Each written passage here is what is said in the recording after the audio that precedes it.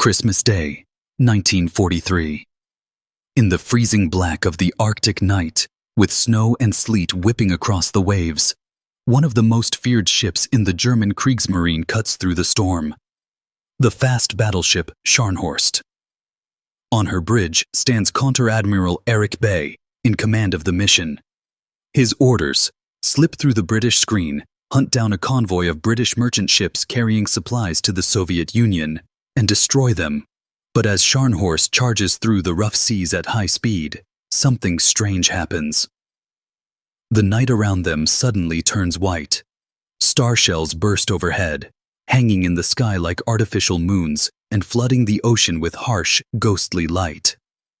Bey raises his binoculars into the stinging snow and scans the horizon.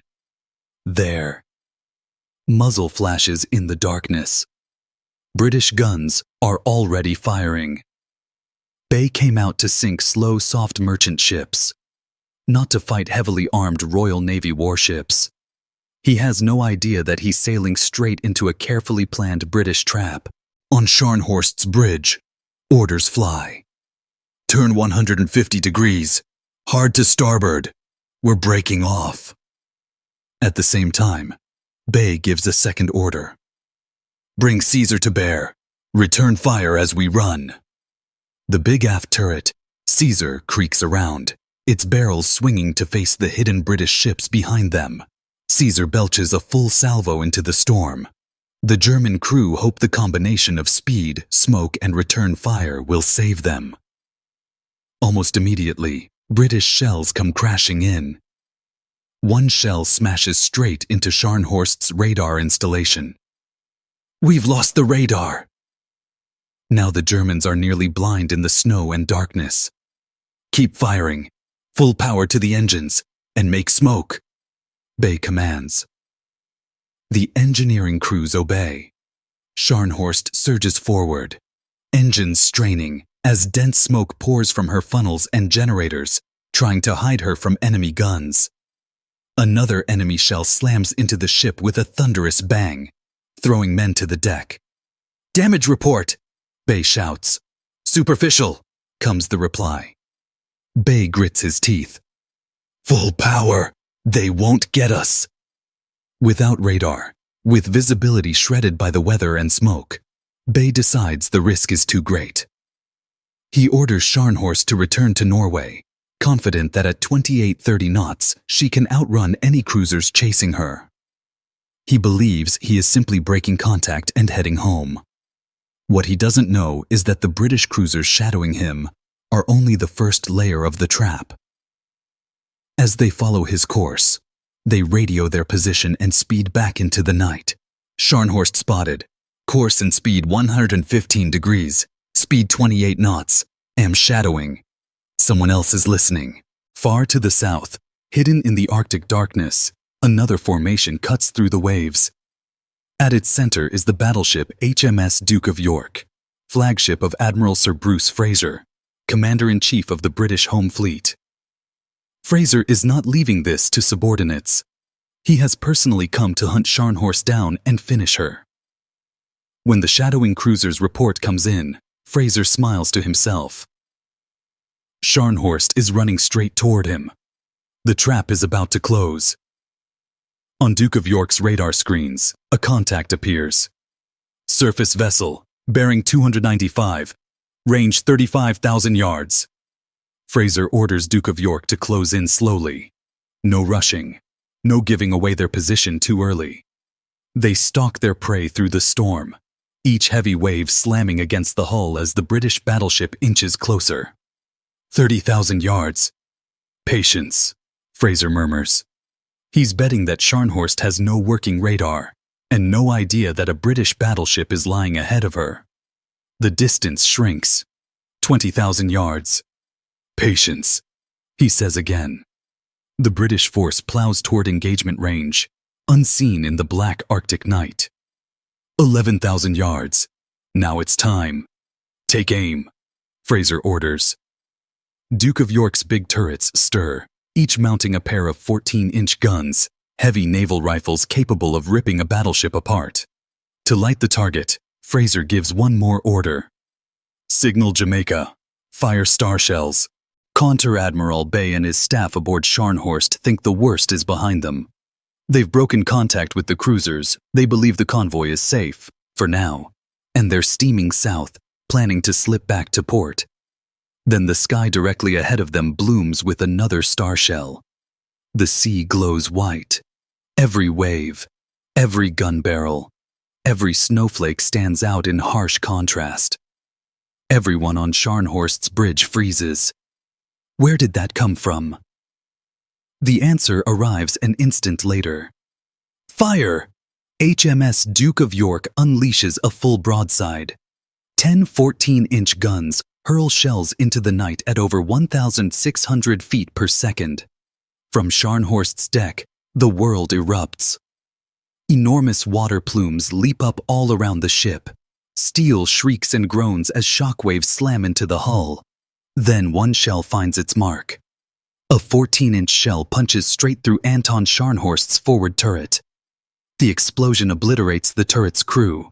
To prevent the fire from reaching the magazines deep below, the Germans flood Bruno, the second forward turret's magazine, sealing it for safety.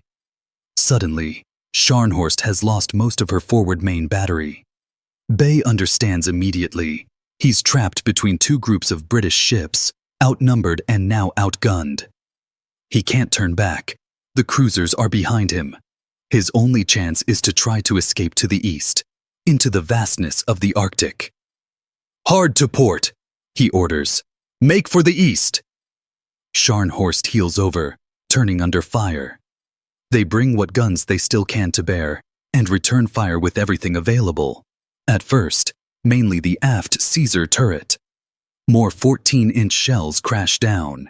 Another shell smashes into Scharnhorst's superstructure, starting a raging fire among the upper works. The Battle of Big Guns has begun. Deep inside Scharnhorst, the gunnery officers realize something. Bruno isn't actually burning.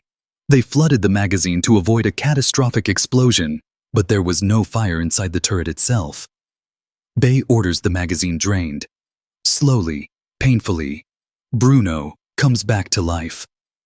For a short time, Scharnhorst has two main turrets firing again, Bruno forward and Caesar aft, but the German ship is under fire from multiple directions. A 14-inch shell from Duke of York slams into Bruno, rocking the turret. Smoke fills the interior, choking the crew. The men inside are forced to evacuate. Once again, Scharnhorst is down to a single functioning main turret, Caesar. Bey orders maximum speed. Scharnhorst surges ahead, her engines giving everything they have as Caesar hurls shells back at Duke of York. On the British side, Fraser is growing uneasy. Through the snow flurries and darkness, Scharnhorst is slowly pulling away, keeping just at the edge of effective gunnery range. Duke of York's main guns continue to fire, but one of Scharnhorst's salvos finally finds its mark. An explosion rocks Duke of York. "Sir, we've lost the radar," comes the report from the radar shack. Without radar, in this weather, hitting a fast maneuvering target at long range becomes almost impossible. Fraser knows. If they can't fix their radar quickly, Scharnhorst might actually escape. "Make repairs and fast," he snaps. In Duke of York's radar compartment, Lieutenant Harold Bates can see the problem. The main radar antenna has sagged out of alignment, drooping under the battering of sea and gunfire. Without waiting for permission, without even stopping to explain, he makes his choice. He's going up.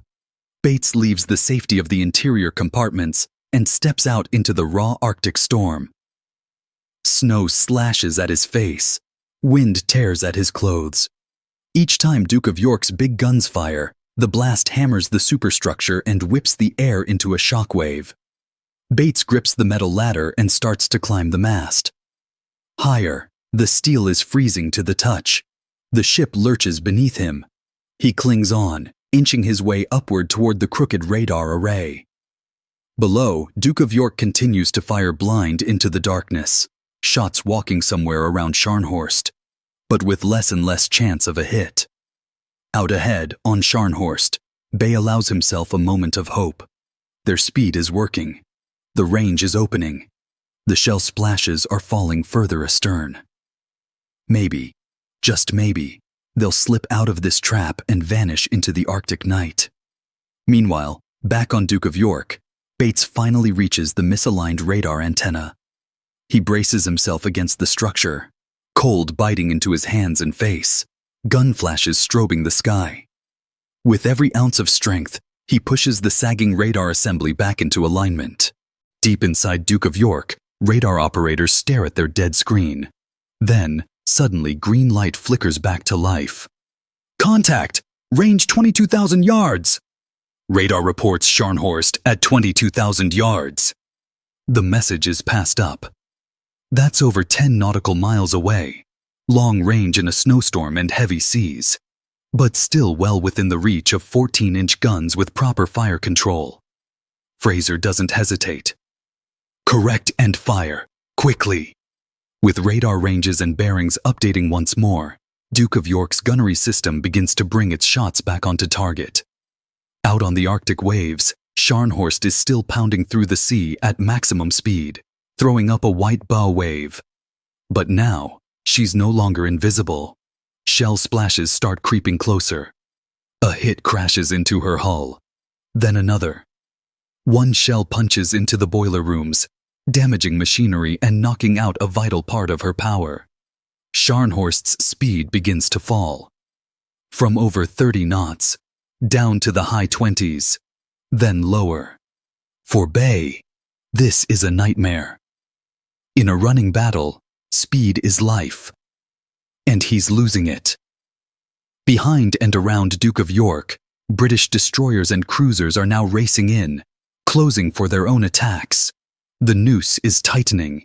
With Scharnhorst's speed dropping, British light forces move in. Destroyers like HMS Savage, Saumarez, Scorpion, and Stord charge ahead through the storm, launching spreads of torpedoes at the damaged battleship. From Scharnhorst's decks, lookouts suddenly see white tracks in the water. Torpedoes! Starboard side! Bey orders evasive maneuvers, but the ship is no longer as responsive as before. Her damaged engines and reduced speed leave her vulnerable. The first torpedoes hit. Explosions rip open Scharnhorst's side, flooding compartments, killing men, and knocking out more machinery. She staggers in the water. Duke of York closes in, now firing at a much slower, much easier target. Huge 14-inch shells slam into Scharnhorst again and again, smashing superstructure, wrecking guns, starting more fires. Secondary British cruisers add their own gunfire to the storm of steel. Scharnhorst is now burning, listing and bleeding speed. Another wave of destroyers launches torpedoes. More detonations slam into the German hull.